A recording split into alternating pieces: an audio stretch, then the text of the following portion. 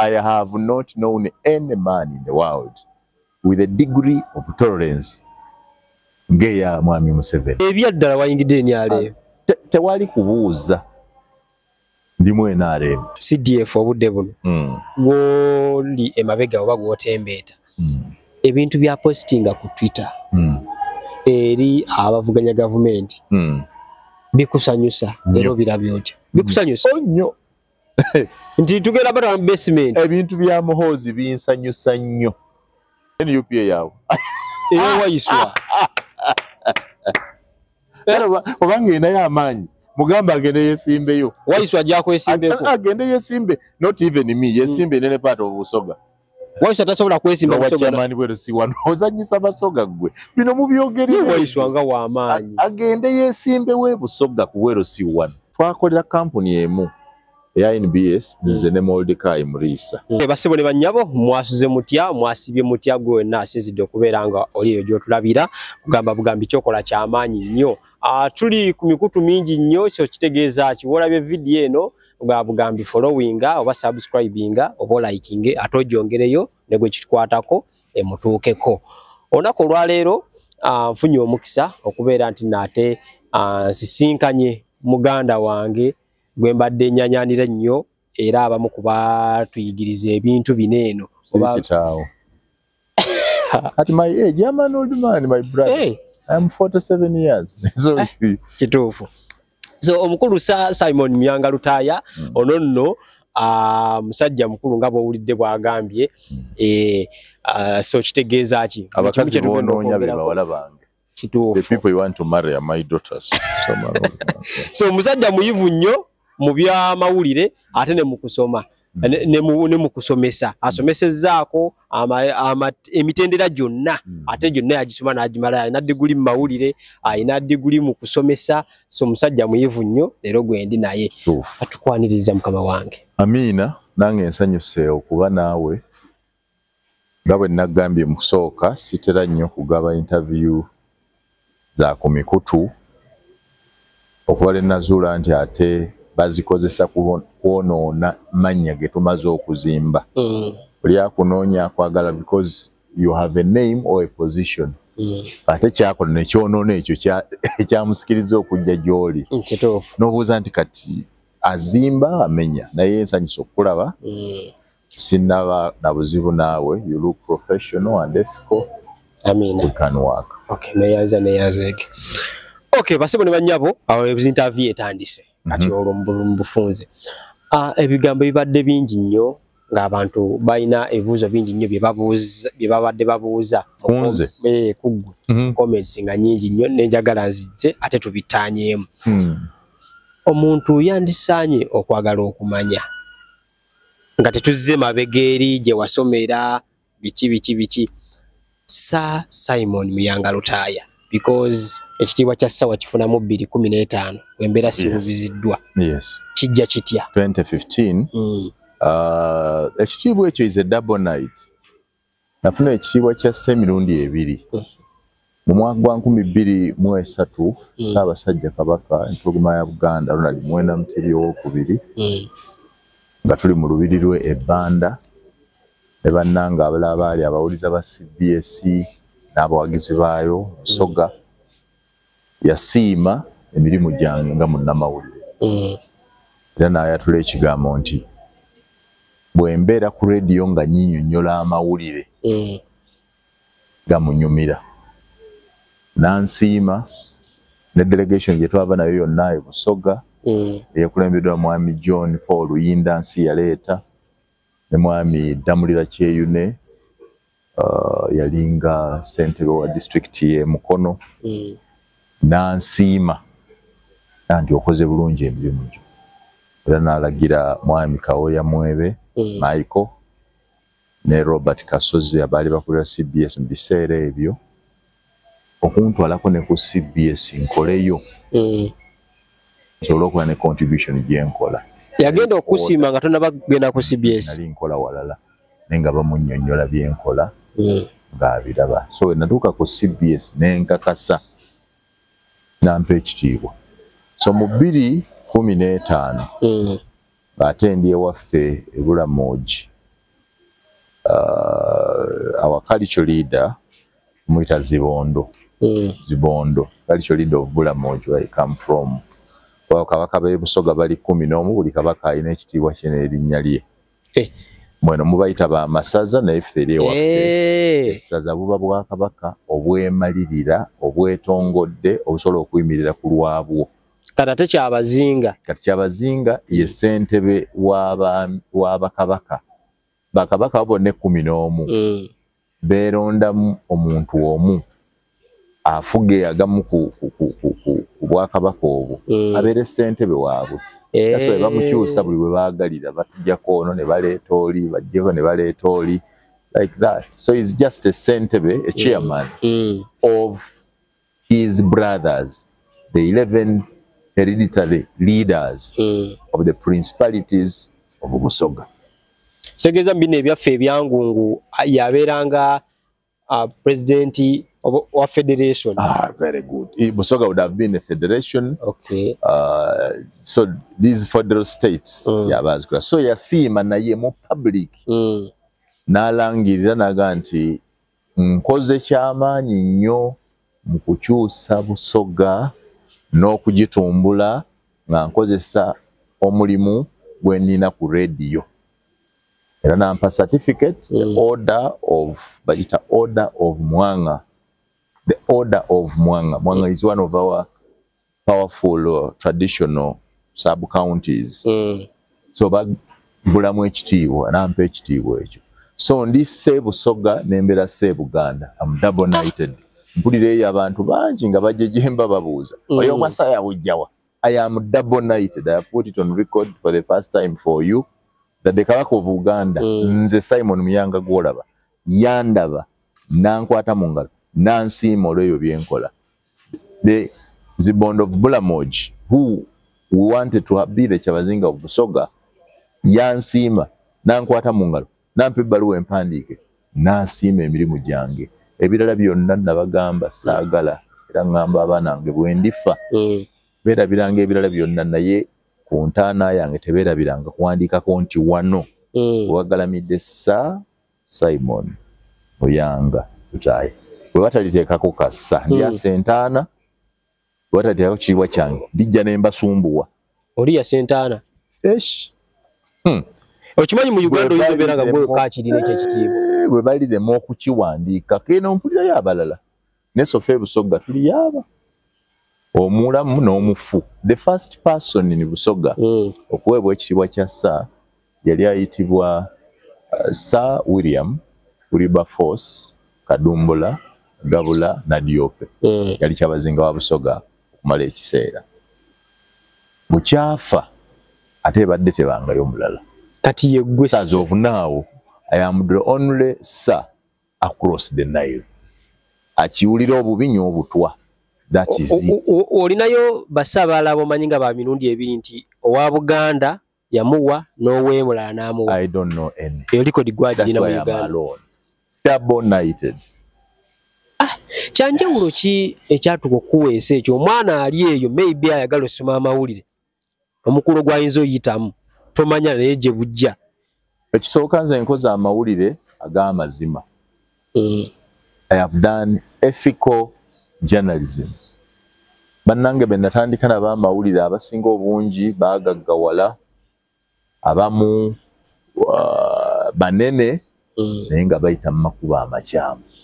Bakozesa amawulire tutwalukiriza ebigendererwa kati nga bino bwempulira nti babapangisa oli n'akusasula ogenda ovuma oli n'ofuna ssente nnyingi nnyo endala zita blackmail nti Muyanga bagambye bakukwata n'akaana ak'emyaka 12 bompa $3,000,000 sijja biwandiika ne bafuna ezo bwe zityo.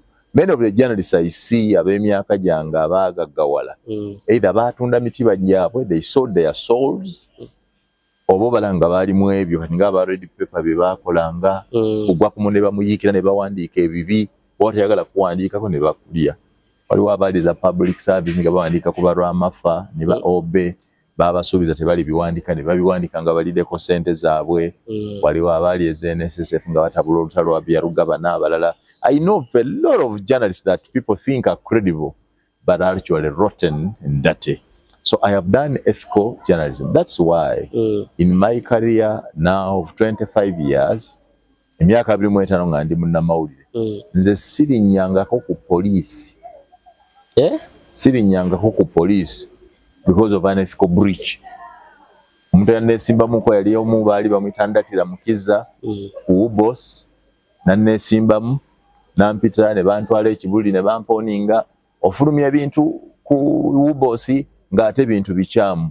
Ne mbagamba nti temuddamu kumpita mugende mu kooti. I have evidence about it. Era bwe munantwala mwezi gwali gwa kutaano, bwe muntwala mu gwokutaano, Mr. Chris Ndatira Mukiza ajja kunsangayo mu gw'omunaana because I have evidence. And what happened? The evidence came out as a whistleblower, and these people are forced to pay back 900 million. So I have never been convicted or charged of an ethical breach. Okay. Tugere ku mbeera gye wavaako ate n'ova mu mawulire n'oseseetuka mu mawulire ate n'oyingira ebyobufuzi. Ekyannyingiza ebyobufuzi, nalowooza nti gavumenti eno etunyooma nnyo ffe. Nga bamawulire? Abantu ba bulijjo. Nayingira ebyobufuzi on the motivation of my area. Nga ndaba abantu b'ewaffe banyoomebwa, tuli batono, abantu boogera bejajjatta, tebatutwala ng'ekikulu. Abaatuyitanga abalamoogi nga batuyita ebiramoogi. Ng'erinnya balikyusiza n'okukyusa. Ebinga boga nti, kubanga ffe mu Luganda boga nti emmere. Naga nti ebimere. Ate oba neyenko tuga nti emmere y'enkoko, emmere y'embizzi, emmere y'embwa. Naga nti bino ebimere. So baali batandise otuyita ebiramoogi. And I said no. Kiki ekituyisa ebiramoogi? Kiki ensobola okukola okulaba nga tuli uplifted? Nendaba obwavu obuli ewaffe. Neŋŋamba nze natuuka wano okusoma amawulire ku CBS bbanga lye nakola ku radio ng'abantu baagala nnyo okumpita musajja wa Kabaka. Era bangi balowooza nti ndi musajja Muganda. When I've wanted to call me so. N'obudde buno abasinga bamanyi ni musajja Muganda. I said no. I belong to that small minority ethnic group in Busoga called the Balamoja, and I'm proud. One thing I don't want to hear anybody say is call me a Musoga. I have never been and I will never be a Musoga. Toli Bulamoji tekiri mu Busoga. Anti oga nti Bulamoji. I'm a Bulamoji. Ekibumba tekiri mu Birigo. Oli kibumba. So that's me. Siri Musoga because tetulinayo muntu waffe ayitibwa Musoga. Waffe obeera Mugabula, obeera Muluuka, obeera Musiginyi, obeera Mukono nga Namuganza, obeera Mulamoji nga nze, obeera Mugabula nga kati Kyabazinga afugayo, obeera Mudiope nga Mireba Balanda, obeera Mukooli nga bano Basirwanyi. You have where you come from, and that's your tribe. So Busoga is a geographical grouping of all of us, but all of us left alone, we belong to different ethnicities. So osalawo yingira ebyobufuzi. Salawo nyingira ebyobufuzi for that purpose. Gwe nali manya tujoga yali Museveni, and I had all the evidence on my tips. Mr. Museveni yali tatwagala. Era yali atulese tuboneebone. Era yali atunyoomye. Era nawange ensonga nti ffe tebatuwanko minisita ajjudde. Buli kiseera batuwa state. Naye lwaki batuwa state? Do they think it's not a full minister? Although never mu cabinet, it's not a full minister. Being a minister of state. So I thought this meant nti batulaba half the value of others. Number 2, poverty. Nagenda nga olaba abantu omuwe nnusu 10. Nakwata omukono n'agunyweza, n'akwebaza, n'afukamira, n'aguzza kuno, n'agusika nga yeebaza ennusu 10. I said now, Abalamoji be bantu abasinga obulungi mu ethnisi za Busoga zonna. Bulungi mutya? Obulungi beauty. The women be basinga okuba energetic, the men be basinga okuba intelligent mu bwongo, basinga kuba resilient bagumira nnyo embeera, they are all seasonal people. So nga ndaba a greater ethnicity ate ng'enyoomebwa beesinga. So ne ngamba nedda kanyingire ebintu babikyusiza mu paalamenti wano, kanyingire mu paalamenti nfune ekifo mu gavumenti, nkozese ekifo ekyo okukyusa embeera, kuba sina bwe naayogera mu bantu bakyusa nga sikoze eki, siri mu kifo bwe kityo. So I thought Mr. Museveni cannot deliver us. That's why I joined Dr. Besigye. Nga atulagirira nga byendaba ne Dr. Besigye abiraba, naye nga yabiraba ku Uganda yonna, nze nga mbyokalizinze ku tribe yange. So I joined Dr. Besigye, became a very good love of him, a good worship of him. Too much fond of him. I loved Besigye so much. I can actually say I love Besigye so much. So nenyire ebyobufuzi first time, nempangula akaluka ebulamoji, ne bakabba. Awo. Nengenda mu court. Nituwoza omusango mu high court. Ne bagugulira nengamba nedda tugenda mu appeal.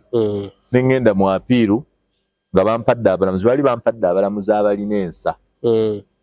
Omulamuzi bali bamuta Mugambe, Richard Butera, Winnie Dolo, bakyali court of appeal. Omulala yali ani kati be bali bampadde okukozesa, omulala yali who is the fourth one, I remember. Omusango ne gubeera strong. Balaba tunaatera okufuluma, ne bakyusa omulamuzi, ne bajjako Mugambe, ne bateekako Stephen Kavuma. Mwami Stephen Kavuma we yalagirira nti buli pano yonna ewozesa egy'ebyokulonda ye yaaba abeera ssentebe waayo. Olina ngamba muyango oweddeko nze kiri, no my case is clear. Mama ninga yes Stephen Kavuma yatalina bwongo okulaba bino byenjogera ebiri obvious. Munnange lolinga bwe yandagula bwe kyali teyabira byonna obujulizi bwaleeta. Bwe bamaliriza ne bantwala mu kkomi, ne baŋŋamba okusasula ssente ezaali nnyingi ddala, ne ndaajanira public bannange zino siizisobole munyambe. Munyambe bambi ne bagezaako ddala, abantu banyamba. Abantu bakusondera ssente nnyo, they collected a lot of money. Era oyo mukwano gwange yakafa juzi, Rajiv yampa milioni 10. Wow. Kusasula mu court 10 million. I have a brother also called Chirunda Farouk. You knew him? 12 million. Ozibulira ezo. Ne basonda ssente eziwera led by Ekitiibwa Sumani Kiyingi, Proscovia Salaam Musumba, ne basonda ssente ne mukomera nenvayo, ne nasulayo. I was imprisoned mu komera, kiri ku record, era nenvayo. But I was fighting for justice. So mu mbeera eyo yonna kye kyasinga okunyigiriza, kyolowoozaako n'ogamba mu mbeera eno kino kyannyiga? Okwavuwaza. Nanyigirizibwa nnyo injustice, obutali bwenkanya. Bw'olaba onnyonnyola omuntu omulamuzi ekintu akitegeera naye nga yeefula atakitegeera, ayagala akyuse ebirala. Ensimbi mu byobufuzi, I realize nti buli kimu kirina kubeera naki? Nsimbi. The commercialization of our politics and the, what should I call it? The matter of justice for money. People no longer want to listen to anything else. It is money. Oyogeranga alaba sente zikulimu. One of the reasons nkyalemereddwa okuba n'omuntu angulirira. Bantu boogedde ebintu bingi mbawulira, nali netambala emirundi oyo, mukwano gwange nayagala antwale simanyi kutwala mu State House, bajja kuwa sente, nkole bwenti biki. I have refused to be bought because I know oli bwakugula alabanga wenkanankana n'akapapula ka sente kakuwadde. Zakuwadde. Oli kasaakuwa egi. Alekerawo okulabanga ggwe omuntu omujjuvu. N'atandika okulabanga akeetaano. Nakwaya mu kifaananyi ky'essente ezo zakuwadde. Oba akakadde nga bw'akulaba, akulabanga kakadde. So your value as your human value reduces to the currency, the amount of currency given to you. That's why I make my independent decisions and I never attach financial importance or financial value to them. Never nagenda okulaba yani ono CDF wammwe, General Muhoozi Kainerugaba. First of all, nagende wa Muhoozi out of anger nga nyize. Engeri aba opposition gye baali bamwogerera mu biseera ebyo nga tantandika kuandika zino tweets. Ngamba naye basebo. Tulina empalana ku taata. Tuwalanye Museveni. Tuwalanye Salimu Salene tuwogera buli kimu. Era n'omwana mpalana ki eyo gyenzija eri eyite ku mwana egende ku baganda ba taata simanyi paka. It doesn't work. Era bwe namula buli omu yayogera yafunye ebisawo bamuwadde ebikutiya mumubuuze. Teyakuwa ku sente. Atweetinga mumubuuze, he tweets every day. Ask General Muhoozi Kainerugaba who tweets every day whether he gave me even a border refund eyanzija we nali mu town ogende Entebbe okumulaba. Nothing.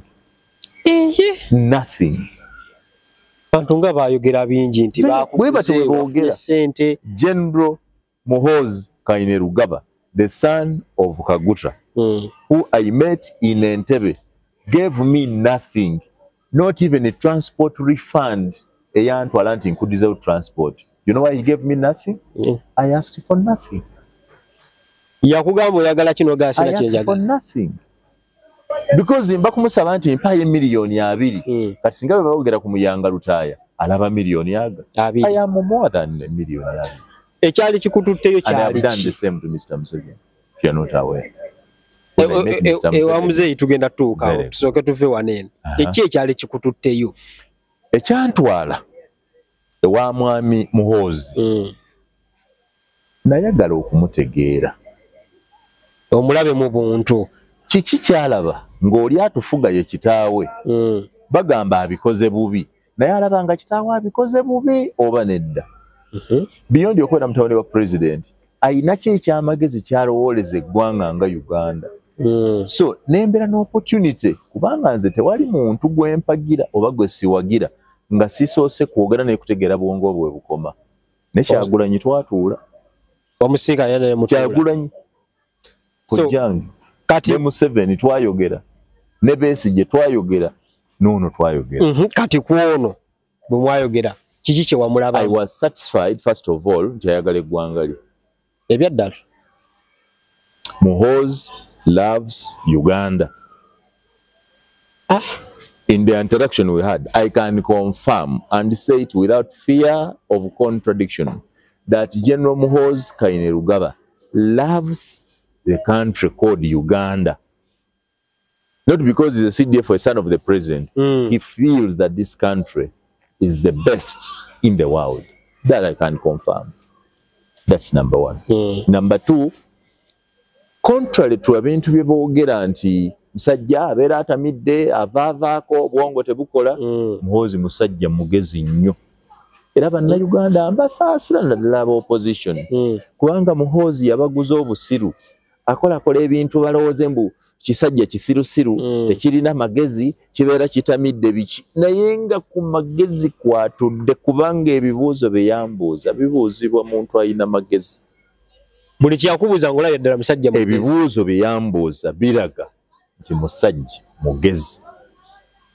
Ekyokusatu. Muhoozi respecting special ekintu ekyenjawulo ky'olina. You understand? Bw'akikulabamu. Actual respect. So I don't regret ever meeting him. I am actually proud that I met him. We discussed on the 3 points about myself and my career and my region. Myself, my career as a journalist and my region. Nga Busoga. We talked about Busoga. Sisobodde following up naye kulaba kiki tusobola okukola for Busoga, but we discuss Busoga, ebizibu byeyina ne kye tusobola okukola. I remember even I wrote him a few points yangamba ku kiki tusobola okukola okukyusa Busoga, and I keep ngamba laba paka nga bakoze bye nabawandiikira Busoga egenda kubasumbuwa. It will be a challenge. So okuva lwavaayo tegigenda wera myaka 2. Waliwo ekikyuseemuko. Mu Busoga ye ng'omuntu ku bye wamugamba, ku bye namugamba, olaba ng'alina by'ayinza okuteeka mu nkola. Nedda twayogera ali ku level ndala. I think at that time nadda ku level ya CDF.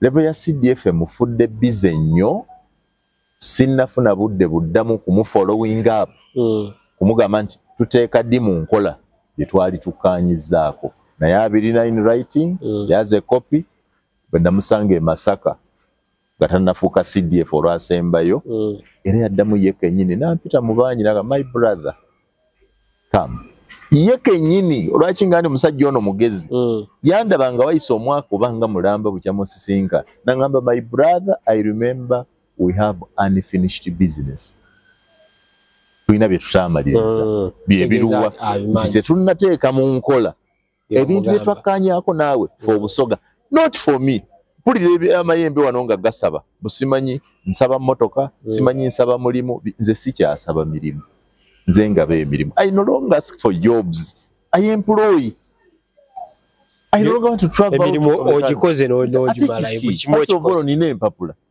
nze ne bwe mba siina mulimu nga siri wano nina diguri y'obusomesa okuva e Makerere University ne bwe njagala ekyokuyingira government service sobola okufuuka omusomesa ne bwe njagala ogenda mu private I can become a teacher. I'm not looking for jobs. I have land.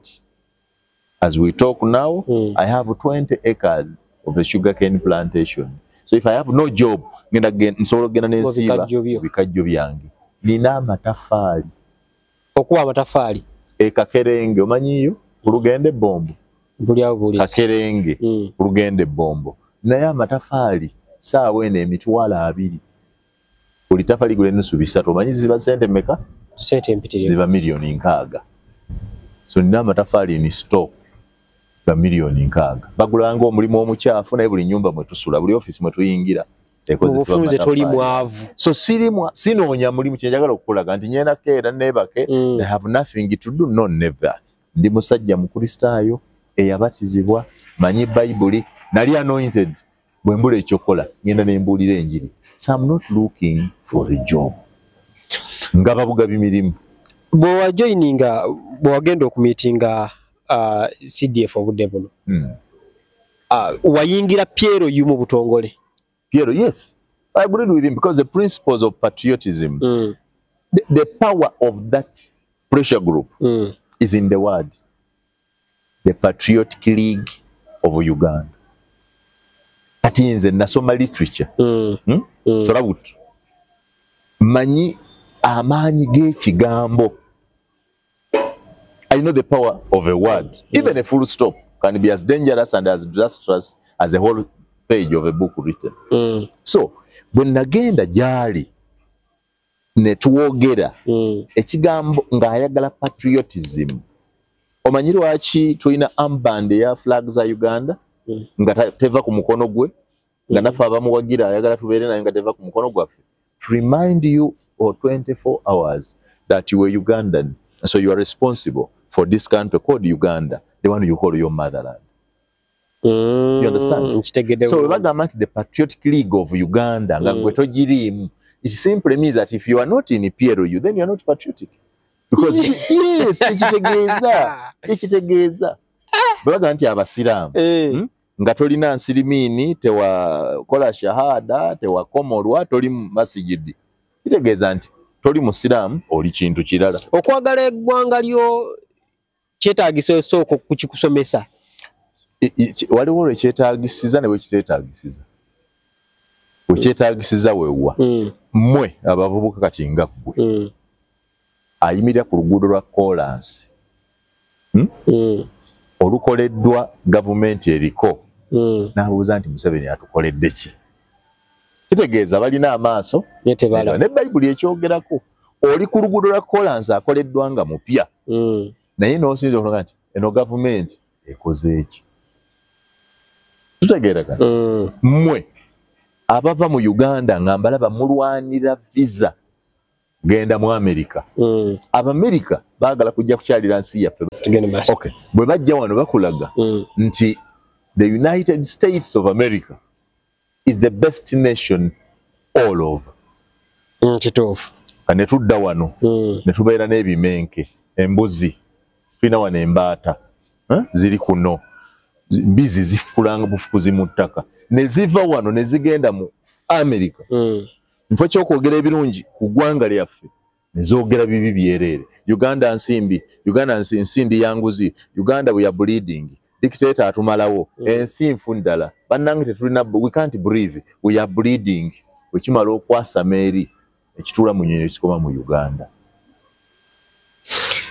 Papa, bw'owasinkana Besigye omuntu gwe wayagala ennyo n'otuuka n'okufuna omwana n'omutuma erinnya lye. What went wrong? I love the Besigye. I love Besigye. I love Besigye. People have to tell the difference between the two. Waliwo enjalo ya retired Kano Dr. Kiza Besigye, the personality. Ne FDC the party. Njagala Besigye ng'omuntu nga bwe yakula ansanyusa okulaba anyumira okuwuliriza nze teri kintu kinsanyusa mu bulamu muno nga Sumairo ya Besigye endalula n'okulalula. When the man smiles mpulira ng'omutima gwange gwonna guyiika gunsanyusa. I love Besigye the person. Okitegedde? Era lwaki ndamubbulamu omwana kati kankuwe Besigye munnamagye omutendeke nti ekyo kimu. Besigye musawo omutendeke nti ekyo kyakubiri. Besigye muntu ayagadde eggwanga lye eyalekawo omulimu ogusasula obulungi mu Aga Khan n'agenda mu struggle si kululwe naye olw'abalala. Bwe bw'ozaala omwana n'abeera nga Besigye kyalina omwana we kyali oga nti omwana yakusala. Very good. So if my son becomes a general in the army, a colonel in the army, my son becomes a doctor like Besigye. My son becomes patriotic, resilient and strong like Besigye. I will say nothing. I will have produced the best boy for this country. So I have no regrets that my son is called Besigye. Nalina olutalo mu family yange bangamba erinnya ery'ekikiga ate oliyingiza otya mu kika. Nembaga nti nege tulina nti Simon, Petero, Peter, Stephen eri ewaabwe gaabika. Tomayi wano ng'Abawarabu erinnya libeera lyerimu eri Muhammad bin Muhammad so yakikali eririwa. So nange naga nti liyingidde era ngenda mugamba mutabani wange bw'azaalanga abaana abbulanga omwana gwali baazadde naawe muzzukulu wange erinnya lya Besigye lireme kufa because Besigye is not a loss. Mu bantu boga nti Uganda bagikola ebikolobero toyinza kuteekamu Besigye. He may have his wrongdoings, he may have his shortcomings, but Besigye is a person worth associating with. We have departed in the struggle. Twayawukana mu struggle y'ebyobufuzi. Path gyakwata ndala nange but as an individual.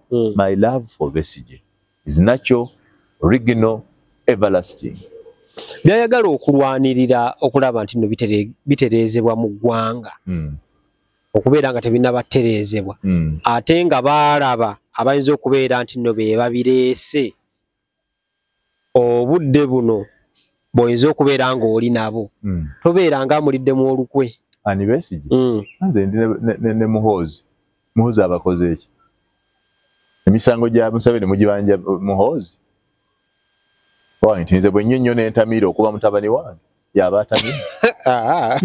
Ejange n'egyoli gy'oli. Ne Bayibuli ffe tugamba nti tewali mwana alitukuzibwa olwa kitaawe.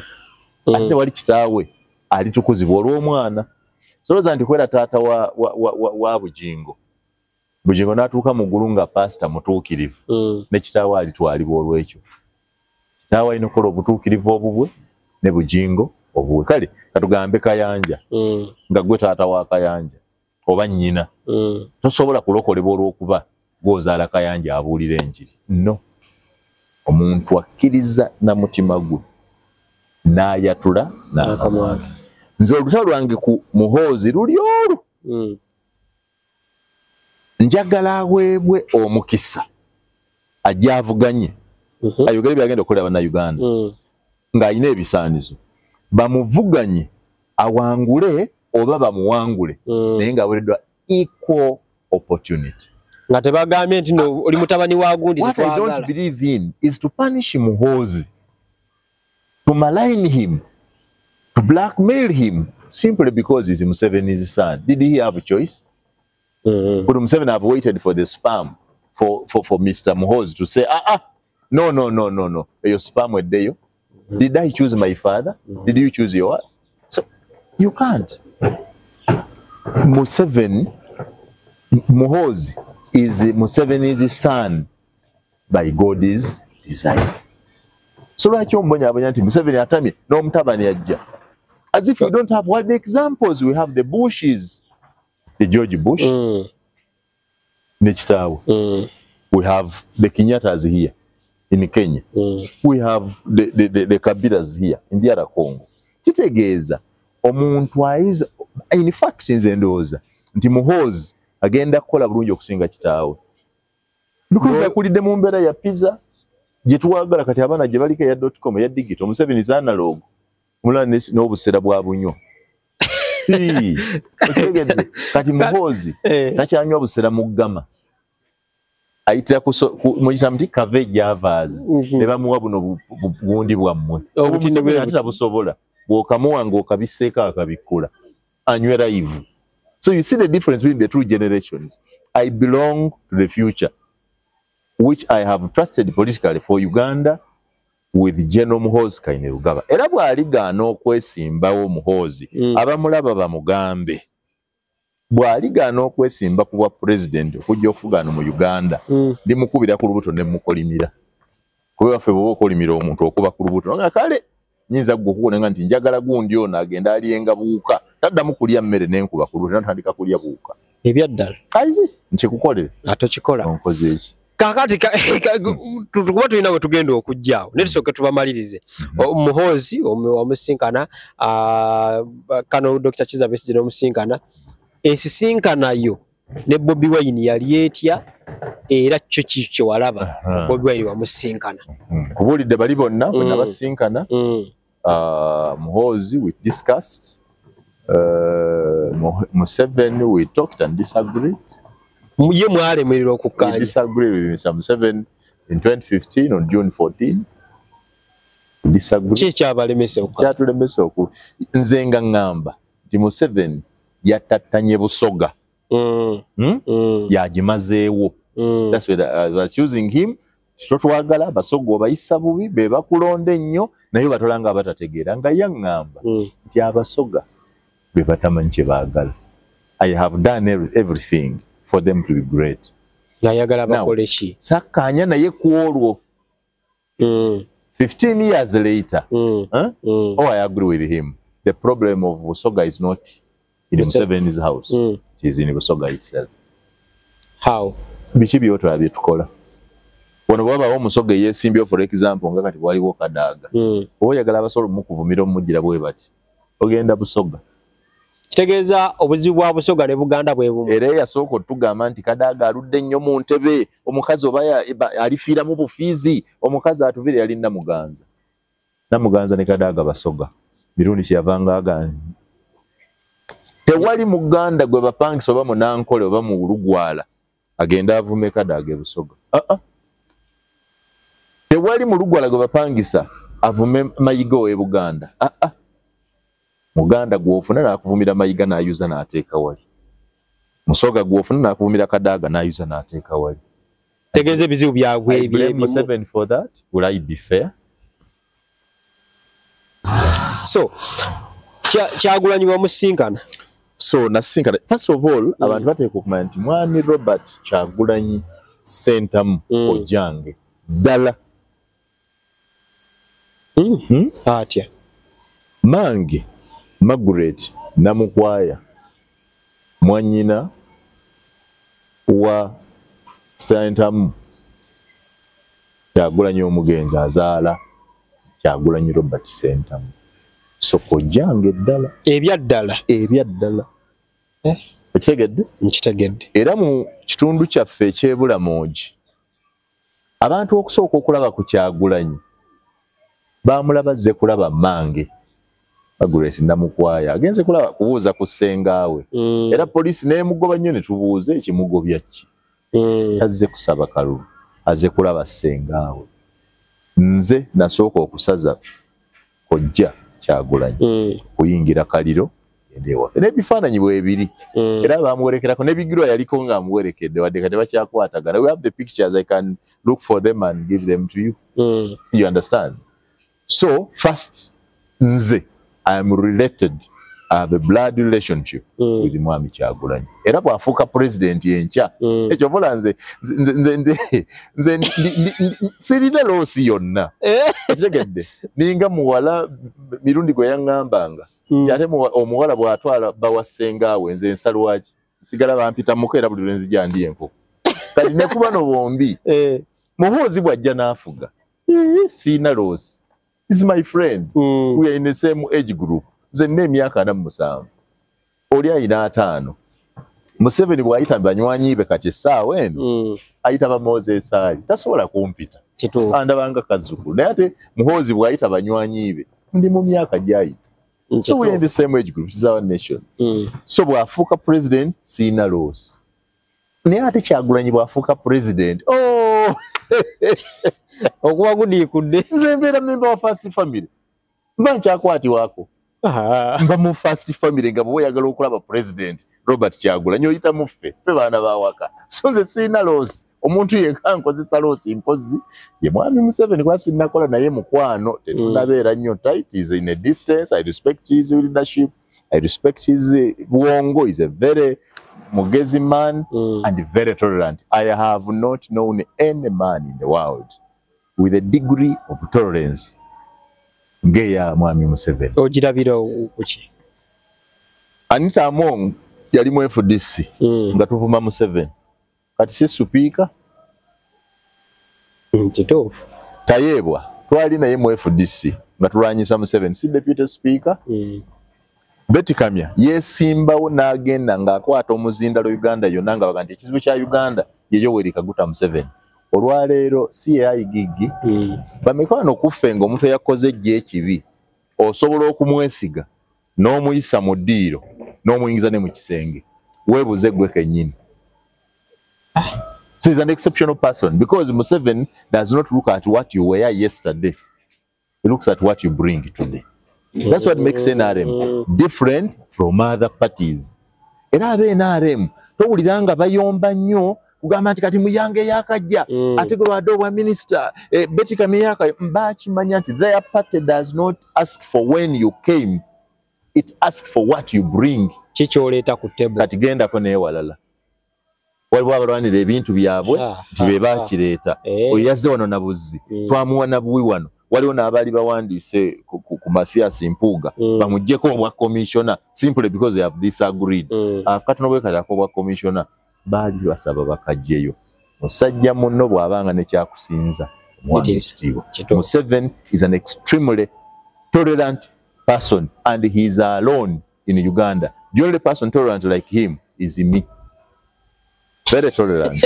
Ngabavumye nze ngabogedde taata ndafuna chance kufuna abantu balala nina balaje ba. I am very tolerant.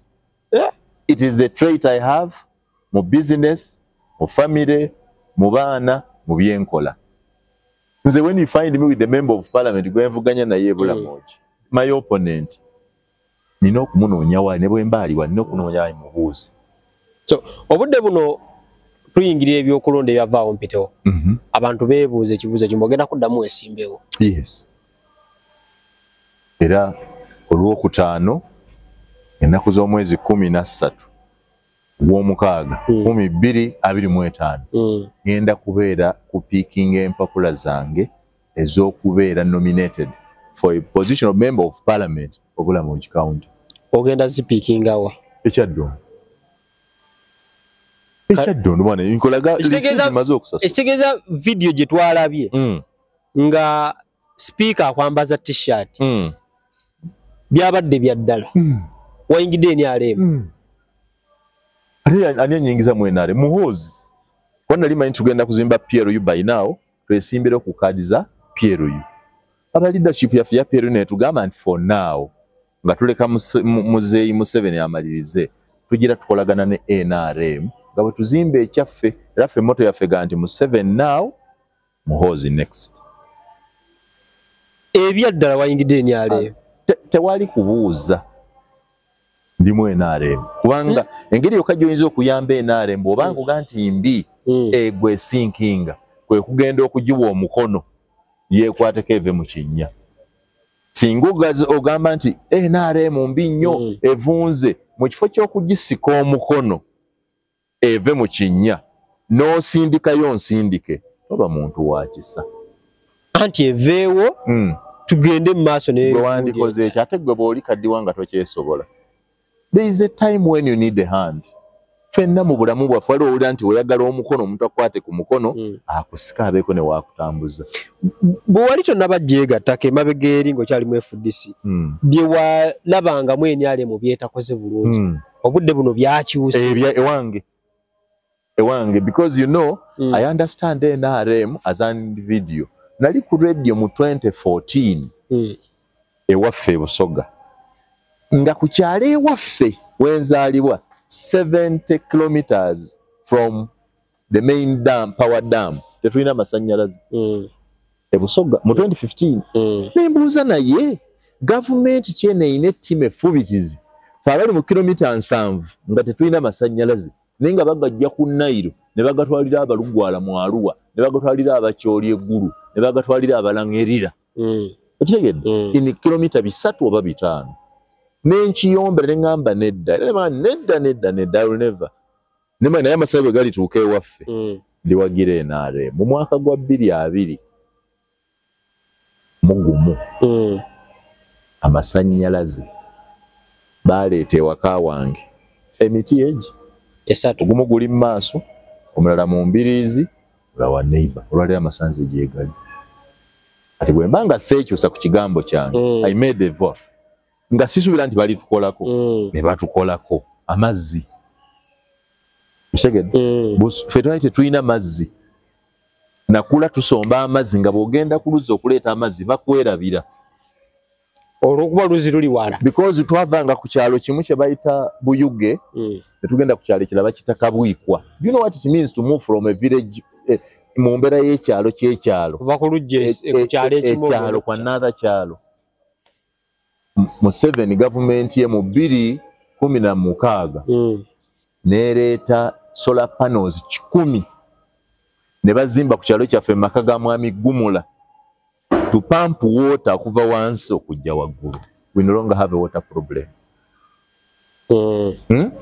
Ati gavumenti eno njibanja ekintu eki kyokka ewaffe teri ddwaliro eryohereza center 4 omuntu bw'alumwa tugeze nga anaalongoosebwa bamuvuga kilomita 62 okuva waalwalidde ewaffe Buyuge omutuuse Iganga mu ddwaliro. So tetulina hospital bwe banaazimba ekyo tetulina ojabeera oba mazzi tulina n'olugendo lwe twatambulanga ng'okuva ekalire ewaffe gye batuzaala okusala ogenda e Palisa otambulira essaawa ezi. Why? Because there was a river. Bagita Saaka Bridge.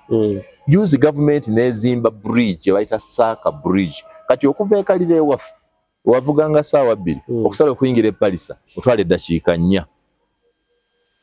So togibanja nze kwenaare nze sigibanja sigaana bagibanja sigaana bagiraba nti ekoze bubi sigaana bagikooye naye nze ku lwange tolaba nti nno byenjibanja nabifuna awo oba ofuuse weeyagaliza wekka ngaani omulala yanjagaliza that's the world ngaani omulala yanjagaliza nabo beeyagaliza bokka adi nga bano abalala bakwagaliza for example ebintu byonna biyogedde tugambe Kyagulanyi ezobera nga abirina amazzi ewe gyegali amasannyalaze gyegali okugenda mu ddwaliro asobola ekyo naye n'agamba nedda sijja kutuula Kyagulanyi olw'ekyo kanve kula Uganda abirina n'agenda alwanirire abatabirina nange kyenkola naye enjawulo eri Kyagulanyi gy'asuubira okubijja nze si gye nsuubira.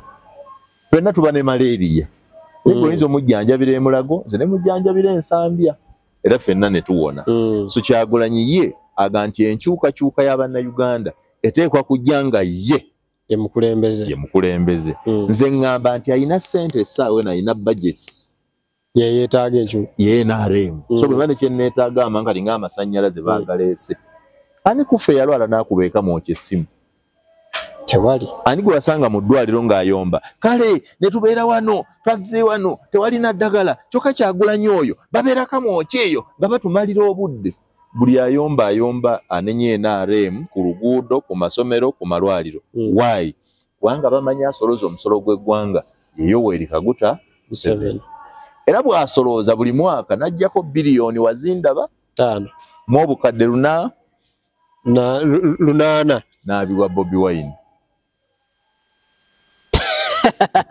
obuli mateeka anti setwogerako enjawulo eruwa zonna zeezo n'akwatako obuwumbi 5 n'awa Bobi Wine n'okwe kugamba nti ffe twazikozesa bulungi ne tuwa effective accountability tubeebaza katusaba n'abali abazibawa nti obono gwe muwaako ekitono azikozesa bulungi aguze ekitebe azimbye akademe aguze obumotoka ate mwabamuwe ennyingi lwaki temutereeza kati bw'obagamba ng'oli eno mu opposition balowooza obakonjera kati njagala bagamba nga ndi nabo kyowange nga tuswala ng'oli mu bo bennyini because nawe okimanyi nti bw'osanga mukwano gw'omutuufu y'oyo akugamba naye okimanyi akuzina osusse so oyo gw'osanga ng'obadde oyita n'obasanga nti wabula gundi asusse nga okitegedde so I want to be a true friend of this country by advising or causing whatever change I can cause in the NRM nga ndi nabo so that they don't look at me as abakonjera. Waliwo munnamawulire omu obudde butali mu ggwanga ayita Mordecai Mulisa. Mordecai Mulisa. Ayabadde yeebuzeebuzo n'agamba Muyanga Lutaaya ki ekyamutuukako. Yabuuza nti what happened. First of all, twakolera company emu eya NBS nze ne Mordecai Mulisa. Naye tetwafuna mukisa gutuulako wamu ku interactinga mutegeere naye antegeere. Era nze okutegeera Mulisa ng'amaze kunvuma ebyo bye yanvuma n'anjogerera twafuuka tutya n'ebirala nembuuza abamumanyi abadde nga tujjukira omulenzi wa bannyinyonnyola ne mujjukira nga nti okay yoyo nengamba anyway ngenda kunnyonnyola ngenda kumwanukula munnyonnyole who I am and what I have been. Then I was advised by a friend nga nti Mulisa muleke nga ne mugamba muleke nga ye agenda mu maaso n'okunkonjera nga no, we shall talk to him akutegeere ebyo bikome. So I agree with him. First of all, omusinga emyaka bayo kumusinga emyaka ayina kyansuubiramu as an elder. Bwe mba sikituukirizza he has all the right okunnenya nti ate gwe tusuubira okulabirako gw'okoze bw'oti. Ensobi yokka gye yakola yandikutte akasimu n'aŋŋamba atandindi vidiyo nti mwami Muyanga kubanga si yekka babiŋŋambye abantu bangi bankubidde waliwo neyankola nga nti Muyanga otukunamidde kuza ati Muyanga olimba naawe otukunamidde nnyo otukunamidde wenna nga kyalowooza nti by crossing to the NRM by supporting the NRM mukunamidde you know omukisa gwe yampa wadde yanga nti mukunamidde neyampa omukisa ogumunyo nanga kati ekyo wakoze kyaki ne munnyonnyola tugenda okuva ku ssimu katukanyiza namba kubeerayo. So kati kambuuze diiru eno yazze etya okulaba nti nno sipiika atuuka okwambaza essaati? Diiru tewali diiru by the way. Ekintu kya sipiika tekyabaddemu tetwakiteeseteese. It was by coincidence. Omanyi kintu ekigwako bugu kubanga nze saagala kuteeka eno kigere neeno. So bwe naga nti nyingira NRM neŋŋendera ddala kati bano olaba babagambye bujja Muyanga joyinize NRM ayo mawulire gammwe news kubanga nze ndi mu yellow book. Ojjukira bawandisa yellow book nali mu yellow book oba gikola last year newandisa mu yellow book nenesimbawo ku kyalo ewaffe mu NRM structure ne bampa nenesimbawo ku Muluka ne bampa nenesimbawo ku Gombola ne bampa nenesimbawo ku district ne bampa nazze okusinkana Among nga delegate ku lukiiko olufuga district y'e Kaliro olwa NRM olwomba nayingidde NRM. I was already an NRM person but when the journalists speak sometimes you ignore. So nazze tewali yampise jangu wa Among alina ekyenjawulo.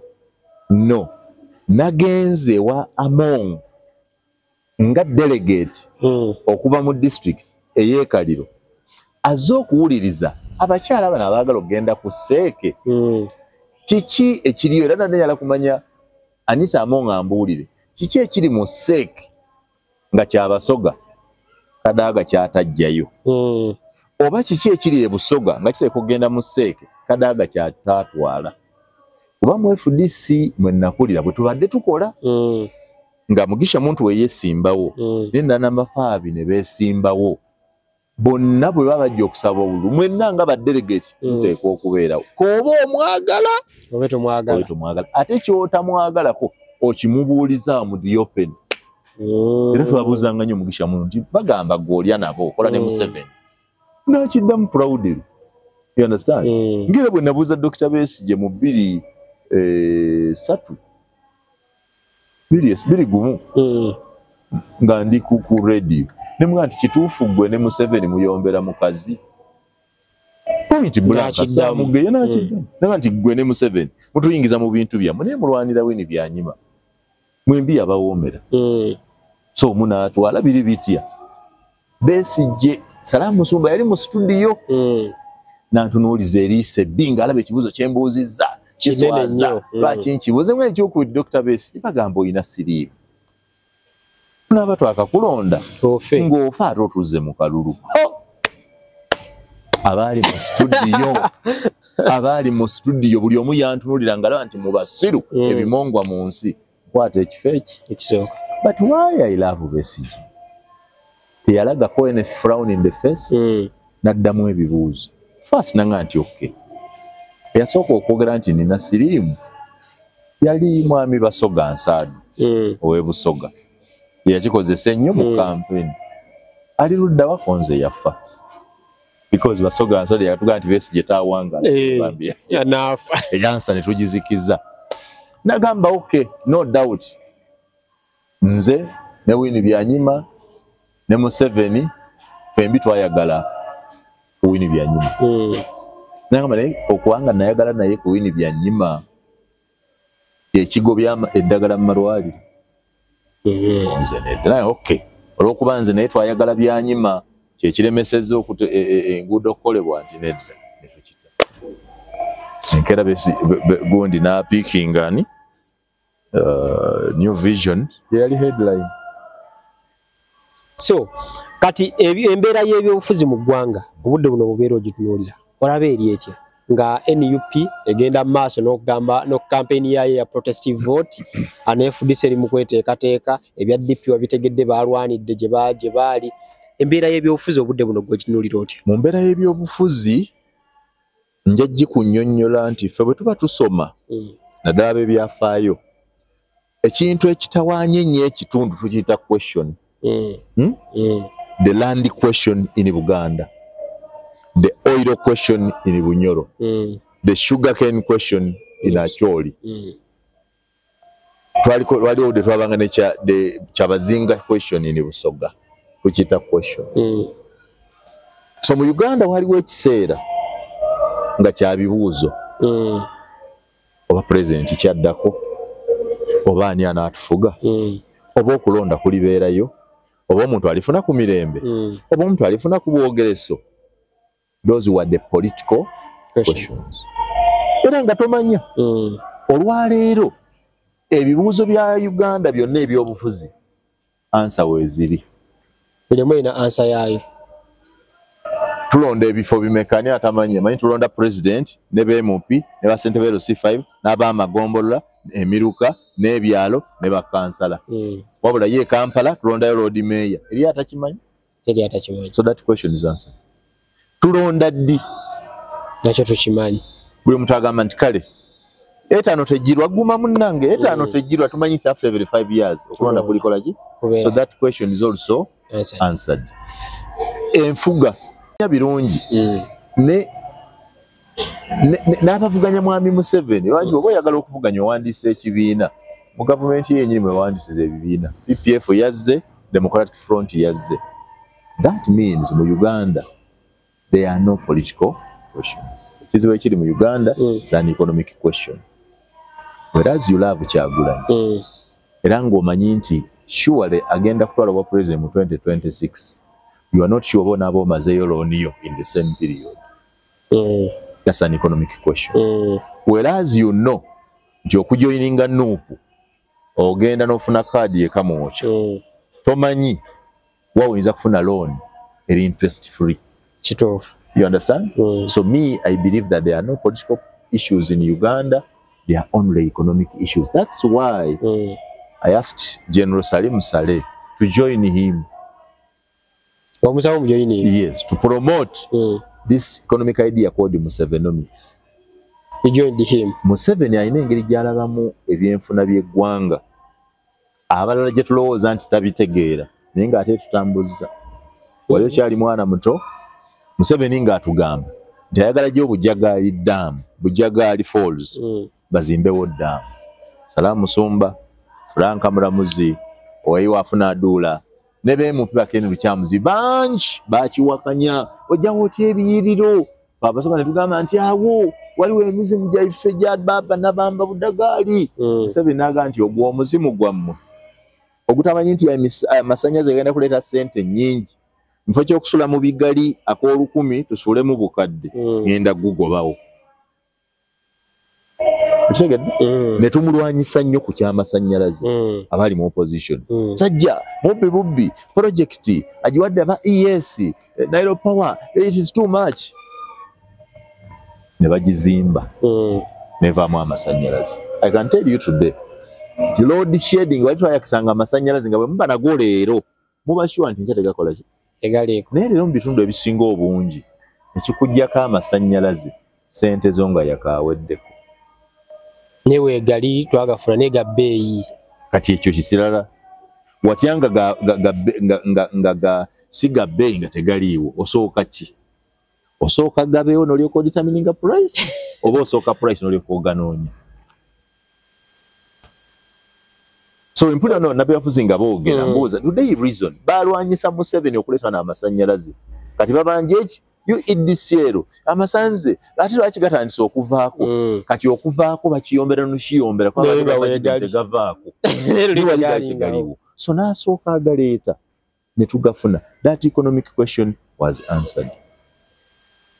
So nali njagala kukola ne Salim Saleh promoting Musevenomics, the way Museveni looks at the economy.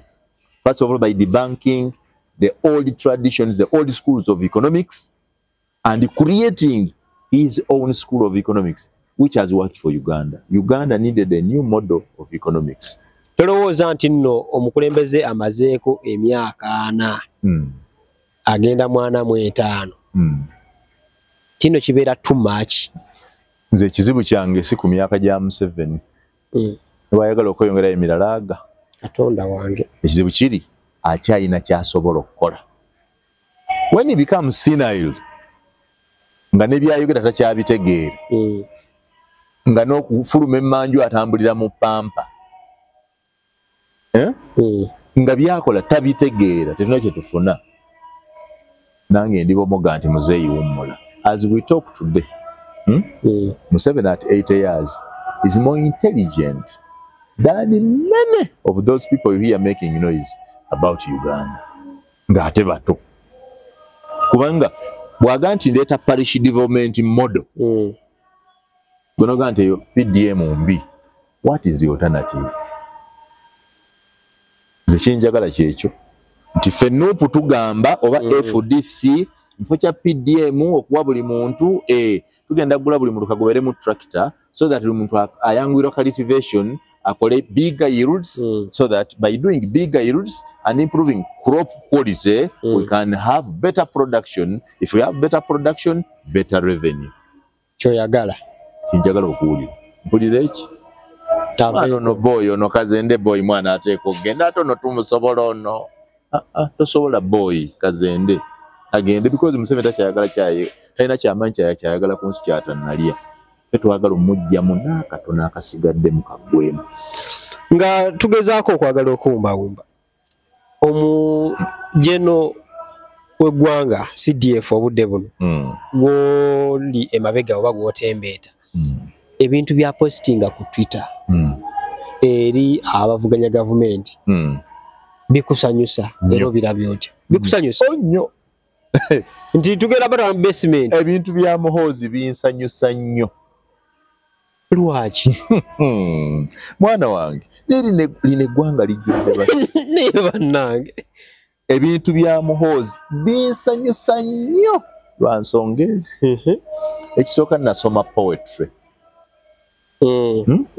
mu poetry oluusi kye twogerako tukozesa ekigambo ekirala nga tutegeeza kirala otegedde oli ayinza okujja n'agamba bannange omukazi ono omukazi omubalagavu ow'ebbeere eddungi eriwoomu okukira simulabanga akabina ajjudde ebirungo naye ng'ategeeza nsi Uganda erimu buli kimu gwe n'olowooza nti ayogera ku mukazi naye ng'ategeeza Uganda nga gyawaana so ekyo kikulu so Muhoozi twikisize n'engeri gye tuzaanukula ne tuzibuukira ekulagira ddala nti mu ggwanga temuli byabufuzi mulimu byabusiru kubanga Muhoozi aleeta ebyo ebyobusiru n'atudivertinga okuva ku byamagezi nolabanga n'abandiremedde ku byamagezi bazze ku byala naye ng'olabira dda byataddewo byabusiru naye abikola Muhoozi kyakola tukiyita disruptive politics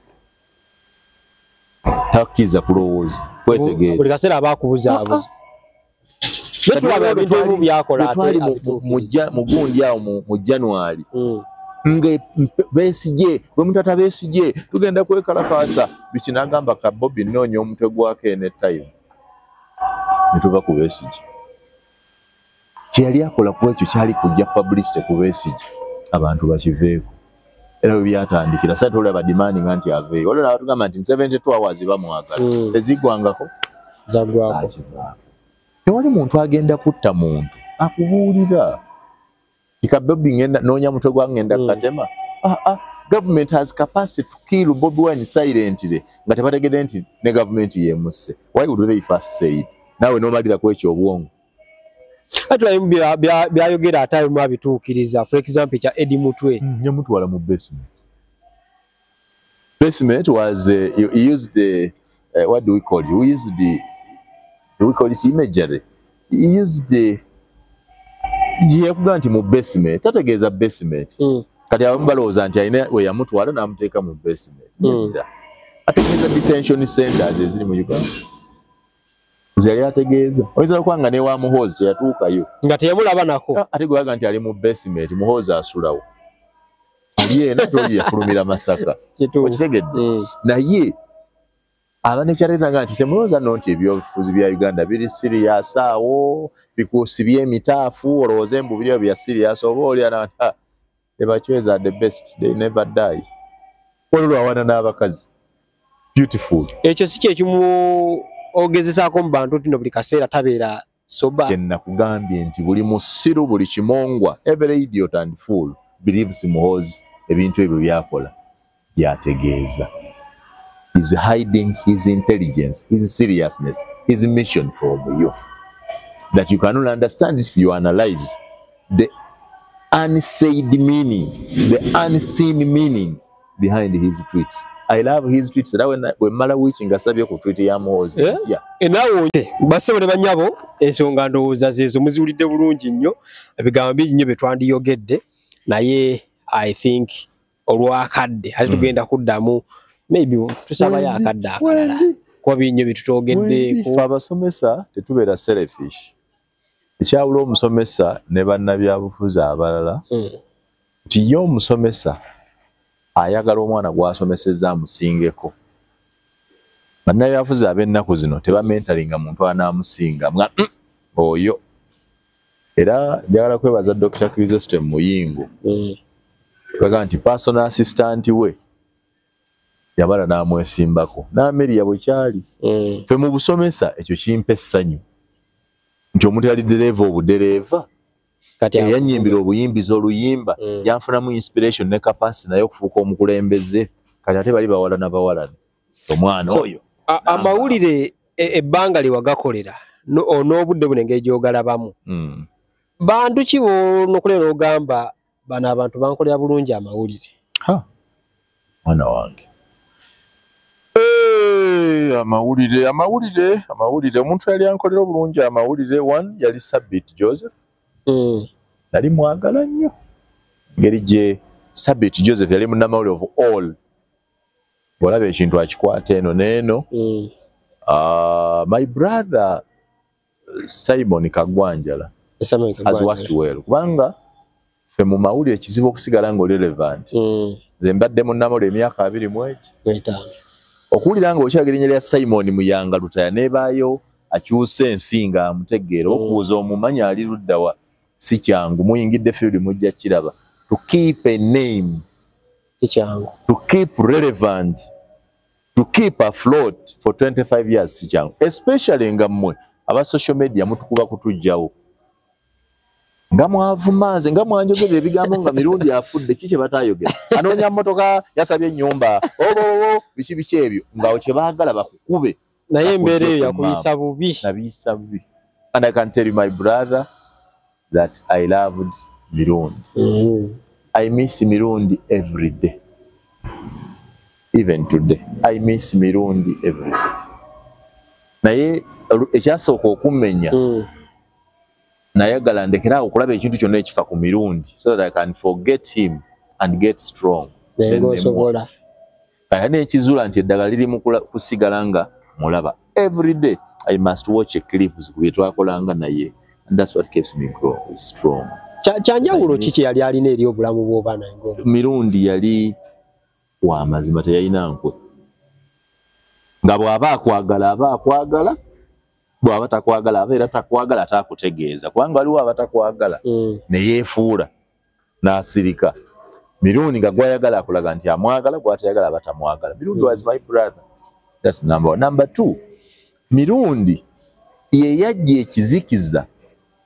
ku kariya yange kwalinga okuli nagenda okusinkana Mirundi nga nkoze amawulire okumala emyaka 10 mbadde ku CBS nali mbadde ku radio Kiira nali mbadde ku NBS radio ey'Ejjinja ninga nsomina amawulire ku NBS TV ninga abantu tebamanyi ekigede Mirundi bwajja ye yatambuza brandi yange nakati yafa naye oli olumuga nti ono si Muyanga Lutaya ono si mwakolanga ne Tamale Mirundi era basumbuka nawe nga this is the Tamale Mirundi man buli omu ne bw'abaaluwa nagende Zombo tudde Zombo ne Faida ndi mu restaurant India nembanga yagala okubeera tribal ngamba njagala okulya amatoke nenga gano nagaba lugwala baawano tunagasobola oli nabenaga we know you we love Tamale Mirundi send greetings ngamba mukama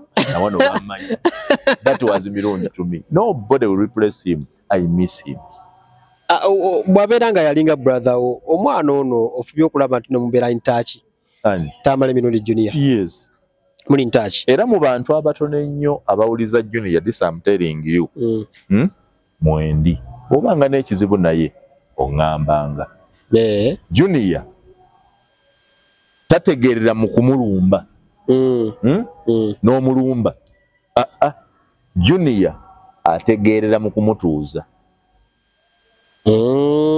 namutuuza mu ofiisi yange ku Kingdom ne full figure ne batuula bombi n'amwetondera ategeera nakkakkana ne yeetonda oyo Mirundi kale basebo ne bannyabo tuyinza obutasukakaawo naye mu skulu finally mukiwulidde agenda kwesimbawo so abeeyo ate ndi MP that one si kwesimbawo bwesimbi agenda kuwangula oli kushwa ddiru I am the next MP of Bulamoj constituency in Kayiro NUP ngeyina y'amaanyi ewa Bulamoj waffe NUP yawo wayiswa obanga ina y'amaanyi mugamba agende yesimbeyo wayiswa ajja kwesimbeko agende yesimbe not even me yesimbe nene part of Busoga Waiswa tasobola kwesimba Busoga chamani bwe si wano ozanyisa Basoga gwe bino mu byogerere Waiswa nga wa amaanyi agende yesimbe we Busoga kuwero si wano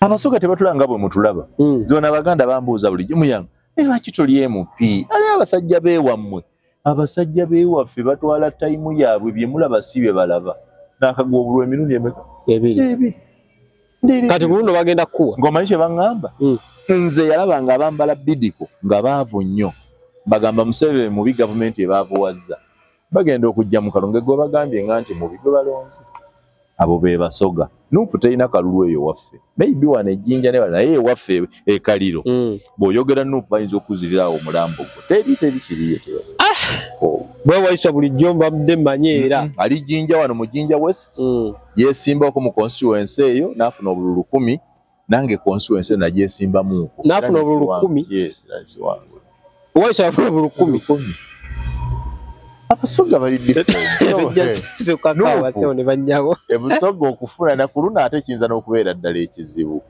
bakirabanga ekyangu libafunayo omu ne amanyi nga manji bagende ekyo tulaba abantu bangi nnyo friend bwo olowooza nti bwe alina olubuto lunene abeera kuse omuganda ngo tugende tulye lunch ngoza nti kalina olubuto lunene mukufu olusi baba yalanyi bennyini beere bulungi bweraba